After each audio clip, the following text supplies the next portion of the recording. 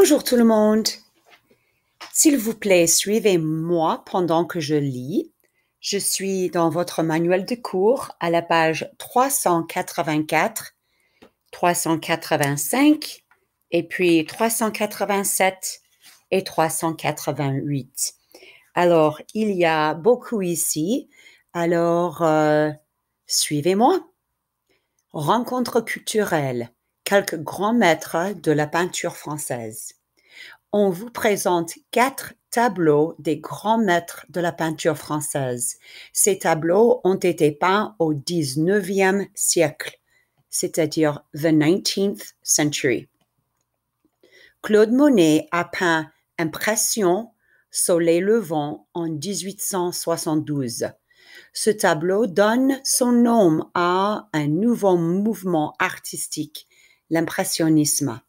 Monet a peint de nombreux paysages, notamment des scènes de bateaux sur l'eau, qui sont parmi ses œuvres les plus caractéristiques. Il peignait en plein air sur un bateau qu'il avait transformé en atelier. Alors, vous comprenez? He liked to paint outdoors on a boat that he transformed into his workshop. Il étudiait les nuances de l'atmosphère et la lumière sous les touches de pinceau. Les coquelicots, 1873, montrent un paysage de collines sur lesquelles un champ de fleurs s'épand tel une mer jusqu'à l'horizon. Ce tableau représente un pas supplémentaire de l'artiste vers l'abstraction, tendance qui se retrouvera dans ses célèbres nymphéas de Giverny. Alors, les nymphéas, c'est en anglais water lilies, his famous water lily paintings. Coquelicot, est-ce que vous vous rappelez? Do you remember that from Le Petit Prince? What are coquelicots? C'est ça, ce sont des poppies. Au premier plan, in the front, in the foreground, on voit 2 femmes avec leurs enfants traversant les hautes herbes par une journée d'été. Mais ces personnages ont peu de détails et leur expression ne se voit pas. Pour Monet, qui finira par abandonner la figure humaine, l'homme n'était qu'une partie de la nature. Selon ses propres mots, le maître de l'impressionnisme a voulu saisir l'éphémère. Ce que je ferai ici aura au moins le mérite de ne ressembler à personne, parce que ce sera l'impression de ce que j'aurai ressenti, moi tout seul. Maintenant, Pierre-Auguste Renoir.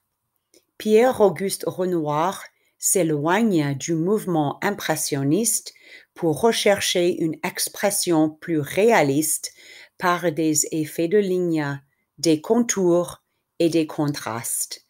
Dans Le bal du moulin de la Galette, 1876, les lignes diagonales prolongent le champ de vision de la table au personnage de l'arrière-plan, alors que les couleurs vives et les contours nés des objets de la table inanimés contrastent avec les couleurs pastel et les touches plus impressionnistes des personnages.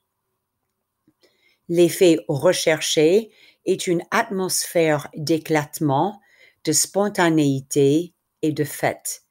Il s'agit ici d'une fête champêtre moderne qui regroupe les amis et proches du peintre, sa fiancée Aline Charigot au premier plan à gauche, puis à droite son ami Gustave Caillebotte.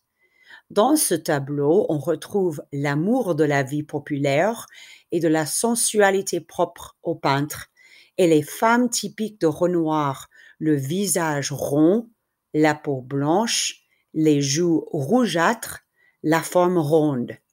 Les joues rougeâtres, ça veut dire reddish cheeks.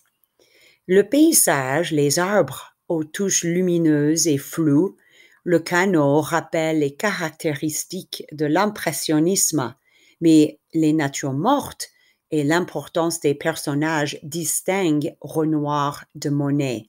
Avant sa mort, Renoir aura peint à peu près 6000 tableaux, un record avant Picasso. Alors, c'est incroyable. On passe à Georges Seurat. Georges Seurat est un peintre pointilliste connu surtout pour son tableau d'une taille inouïe, un dimanche après-midi sur l'île de la Grande Jatte. C'est à Chicago, à l'Institut d'art, 1886. Il s'agit d'une scène de plein air au bord de la Seine lors d'une belle journée d'été. Le sujet comprend une quarantaine de personnages, about 40, s'abritant à l'ombre au premier plan par une journée ensoleillée. L'œuvre montre la bourgeoisie qui se livre à ses loisirs, promenade, voile, pêche. L'art de Seurat est le résultat de recherches scientifiques sur les couleurs et les théories de la vision. Sur cette toile, il a posé de petites touches séparées de couleurs pures qui se confondent à une certaine distance. On appelle cette technique le pointillisme ou le néo-impressionnisme. Elle se distingue de l'impressionnisme qui recherche la sensation changeante de la lumière plutôt que les images figées. Seurat a dit « Les littérateurs et les critiques voient de la poésie dans ce que je fais. Non, j'applique ma méthode et c'est tout. » Seurat a exercé une influence indéniable sur Gauguin, Van Gogh et Pissarro, mais aussi sur les fauves, les cubistes et les futuristes. Vincent van Gogh. Vincent van Gogh, un Néerlandais qui a passé ses dernières années dans le sud de la France, a réalisé ce tableau à Arles, une ville provençale, en septembre 1888. Il s'agit d'une terrasse de café en pleine nuit. Dans ce tableau, Van Gogh utilise des couleurs chaudes au premier plan pour donner de la profondeur à la perspective. Le blanc des tables du café dirige l'œil vers la partie obscure du tableau. À l'arrière-plan, in the background, les bâtiments sont sombres, mais le ciel étoilé d'un bleu vif qui remplace le noir de la nuit est le centre d'attention de cette peinture qui se veut tranquille et non imprimante. Les personnages dans la rue ajoutent à la tranquillité du lieu.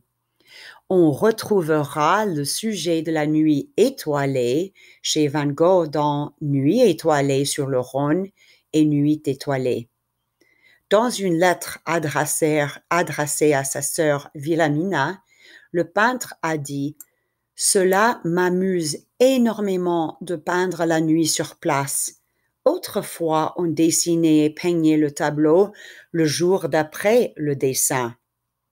Mais moi, je m'en trouve bien de peindre la chose immédiatement. » Son usage de couleurs arbitraires souligne ses sentiments forts, la raison pour laquelle Van Gogh est désigné précurseur de l'expressionnisme. Maintenant, on continue un tout petit peu.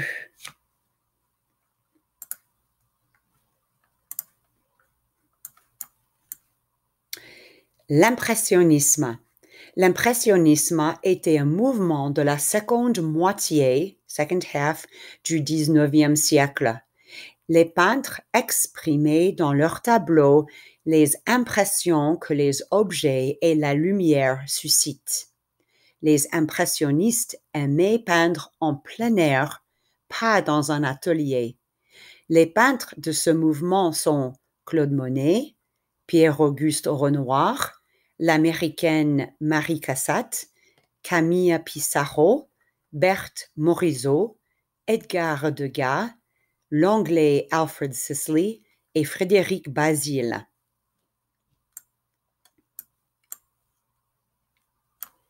Impression, Soleil levant, 1872, est le tableau de Monet qui a donné le nom impressionnisme à ce nouveau mouvement artistique. Voilà, there's the painting that started it all. Impression, Soleil levant de Claude Monet.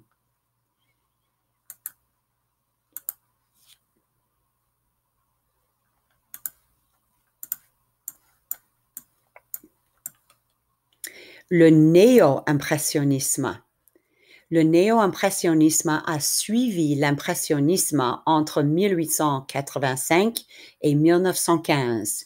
Les peintres néo-impressionnistes peignaient par des petites touches, par points de ton pur juxtaposés. Un autre nom de ce mouvement est le pointillisme ou le post-impressionnisme. Les peintres de ce mouvement se nomment des pointillistes, dont les plus grands sont Georges Seurat et Paul Signac. Et ça, c'est un tableau de Paul Signac. Produit. Le tableau Un dimanche après-midi sur l'île de la Grande Jatte, 1886, est devenu le sujet du Music Hall Sunday in the Park with George en 1984, un siècle après l'œuvre de Seurat. Le créateur, Sondheim, a pour thème de montrer les tourments de l'artiste qui crée de l'art. Finalement, l'expressionnisme, le fauvisme. L'expressionnisme était surtout un mouvement artistique du début du XXe siècle. Ce sont des artistes allemands qui en sont à l'origine. The German artists were at the origin of this movement. Les peintres expressionnistes utilisent une intensité d'expression et souvent des couleurs vives.